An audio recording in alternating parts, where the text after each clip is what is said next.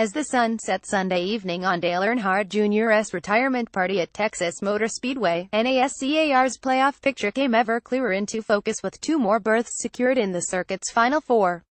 Kevin Harvick was one of them, but he doubtless got an even bigger thrill in what his team owner called a momentum-sizing triumph on a hot and humid day.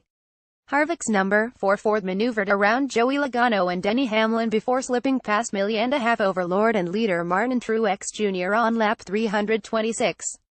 He never lost Truex in the rearview mirror en route to what year after year was feeling like a elusive victory in Texas, which was the source of continual razzing by track president Eddie Gossage. In winning the AAA Texas 500 over the number 78, the runner-up Truex, Harvick stamped his ticket to NASCAR's Final Four at Homestead Miami Speedway on November 19. Truex, who appeared poised to win for a seventh time in 10 races on the circuit's $1.5 million tracks, sewed up a berth through points. He clinched by being 57 points ahead of Brad Keselowski, winless in the playoffs and number 4 in the series standings. Harvick, Truex, and Kyle Busch have all clinched spots in the Final Four. 5 drivers: Keselowski Ford, number 5 in the standings; Denny Hamlin Toyota, number 6 Ryan Blaney Ford, number 7 Chase Elliott Chevrolet, and 7-time Cup champion Jimmy Johnson Chevrolet, at number 8, will vie for one spot in the Final Four next week at the Phoenix International Raceway. "It feels good to be in victory lane in Texas," said Harvick, the 2014 Cup champion.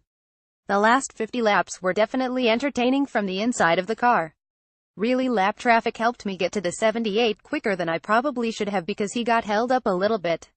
That allowed me to start seeing where his weaknesses were, adapted a little bit to the things that he was struggling with trying to get into turn 1 into the center of the corner. I felt like that was his weakness." Keselowski had a good day, considering how it started, in essentially saving his championship hopes. He and Busch had contact on lap 1 that sent Keselowski's number 2 Ford to the pits to fix a flat left rear tire. He slipped to 35th but navigated his way back to 5th, his 4th top 5 at TMS. In the Axe Grinders Club, Hamlin got the best of Elliott, who started all wrong by missing qualifying on Friday. Hamlin, in the number 11 Toyota, led 65 laps after starting second, and finished third.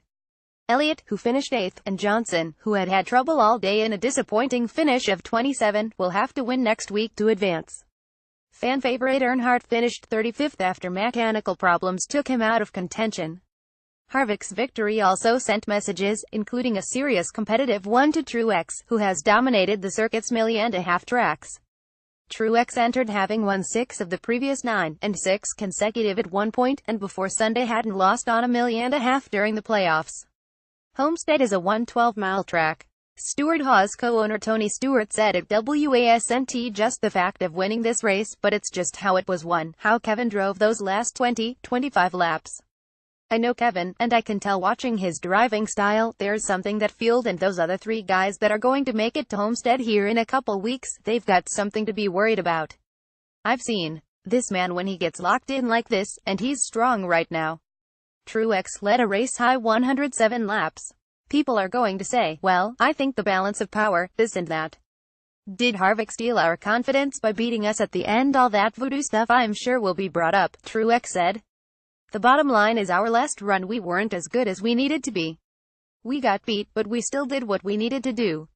We've had an amazing run on 1.5 miles. To win 6 in a row was ridiculous. I'm proud of what we did today."